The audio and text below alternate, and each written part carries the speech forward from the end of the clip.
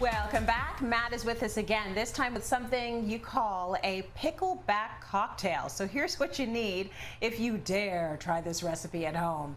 You need Montreal steak spice, Irish whiskey, dill pickle brine, fresh lime juice, some simple syrup, a pickle spear, and an orange wheel. A pickleback cocktail. Matt, should I be worried? So you know what, Trace? It's natural to be worried. This is a super weird combo. You've got Irish whiskey or whiskey in general and pickle juice. First off, have you ever remotely combined those two things together before? Never. No, never tried it, never thought to try it, never wanted to try it. So enlighten us. This is a pickleback. This was actually originated in Brooklyn from a couple guys that I know, actually. One guy who owned a pickle company lived above a bar in Brooklyn, and the bar owner and the pickle owner traded pickle juice for whiskey. And so they became two good friends about 10 years ago, and the pickleback shot was born. Somebody does Irish whiskey followed by some pickle juice. But because we're a little more refined here, Trace, you and I, we're into a cocktail. It's summer, it's hot. We've got the barbecue here. We're making a pickleback cocktail. What do you think? I think that I cannot wait to see what you do with it. You have yet to make anything that doesn't taste good, so I have full trust in you.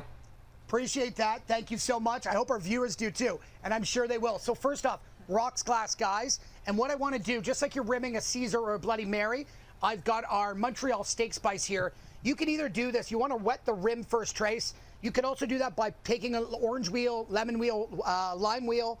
But I want to create a great rim on that glass. Like if you can see that, that's beautiful. I want that sort of savoriness of that Montreal steak spice. You can use whatever, but at the end of the day, I really like Montreal steak spice. Shaker, guys. This is something that we're going to just put in. We're going to build our cocktail and put it into a shaker. So, lots of ice. Lots of ice. Everybody's going in the pool, which is great. Now, followed up, we've got our Irish whiskey, Tracy. Pickle juice. So we've got a beautiful, beautiful pickle juice. That's our pickle brine, right? We're making this party start here. Okay, we have fresh lime juice as well. So we want to balance some of that acidity. We're putting our fresh lime juice, 1 ounce.